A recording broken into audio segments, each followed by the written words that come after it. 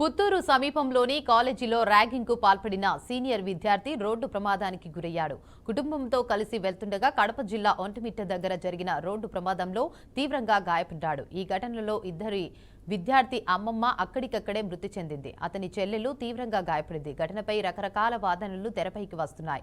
ఇది కర్మఫలమా లేదంటే ఎవరైనా దాడి చేయించారా అనే అనుమానాలు కూడా వ్యక్తమవుతున్నాయి. జూనియర్ విద్యార్థిపై నలుగురు సీనియర్లతో కలిసి ర్యాగింగ్కు పాల్పడ్డాడు. ఘటనపై ఓ పక్క పోలీసు కేసు నడుస్తుండగా ప్రధాన నిందితుడు ప్రమాదానికి గురయ్యాడు.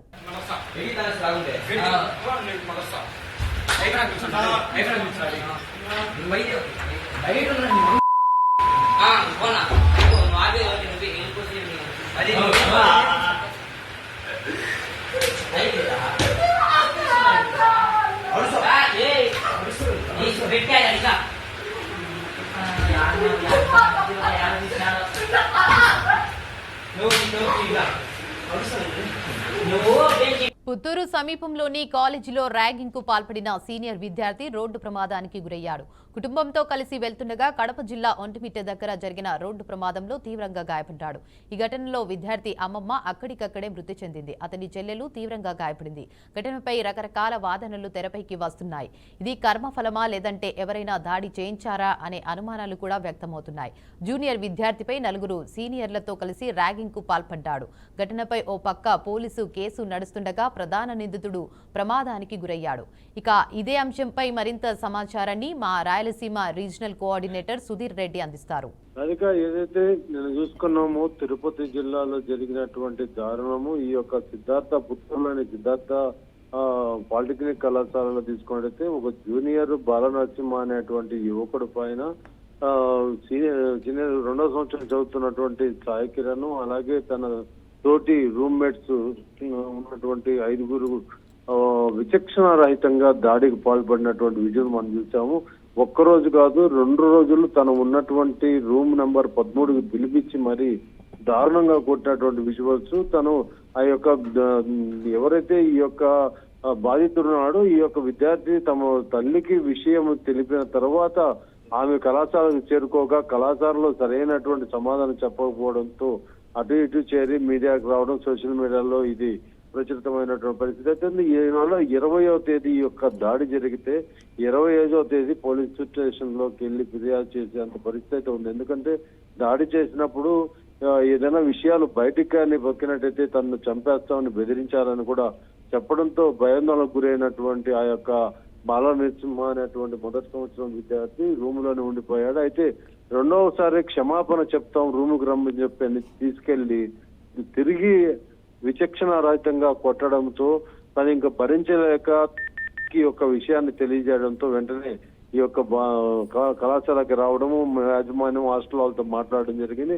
అయితే కనీసం వాళ్ళు ఏమాత్రం కూడా పట్టించుకోలేదని పోలీస్ స్టేషన్ ఫిర్యాదు కూడా చేసినప్పటికీ కొద్దిగా జాప్యం చేయడంతో ఈ యొక్క సోషల్ మీడియాలో వేరే ఉండదు. వెంటనే నారాయణవరం పోలీస్ స్టేషన్ సంబంధించినటువంటి ఎస్ఐ ఇక్కడ నేరుగా చేరుకోవడం జరిగింది కళాశాలకు. అక్కడ పూర్తిగా విచారించి ఏం జరిగింది అనేటువంటి వివరాలన్నీ తెలుసుకుని ఆ తర్వాత ఈ యొక్క విద్యార్థుల పైన CR number 84/2025 under 127/2 118/1 115/2 351/2 RW 3/5 BSN కింద నారాయణవరం పోలీస్ స్టేషన్ లో ఎఫ్ఐఆర్ కేసు నమోదు చేసి ఎఫ్ఐఆర్ కట్టడం జరిగింది. ప్రస్తుతానికి ఇందులో ప్రధాన నిందితుడుగా ఉన్నటువంటి రాజ్ కిరణ్ ఈ రోజు కడప జిల్లా తీసుకున్నట్టయితే ఈ యొక్క రోడ్డు ప్రమాదం నిన్న జరిగినట్టు కూడా మనకి సమాచారం అందింది. అయితే అక్కడ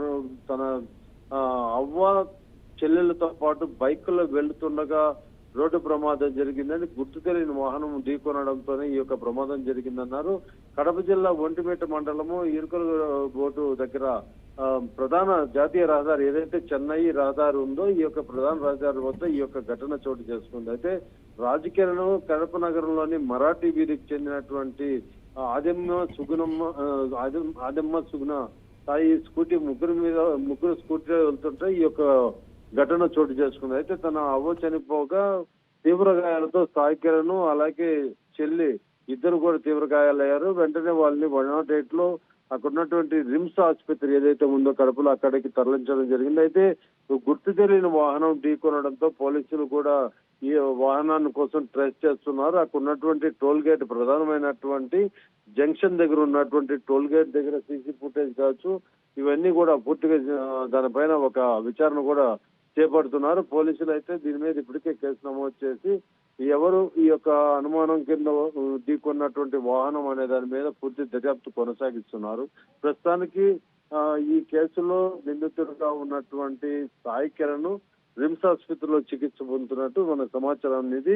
అయితే ఇది రోడ్డు యాక్సిడెంట్ మరొక రీత్యా జరిగిందనే దాని మీద పలు ఆరోపణలు వస్తున్నాయని కూడా చెప్తున్నారు. దీనిపైన ఇప్పటికే పోలీసులు పూర్తి స్థాయిలో విచారణ కొనసాగిస్తున్నారు. Right, thank you for the update Sudheer.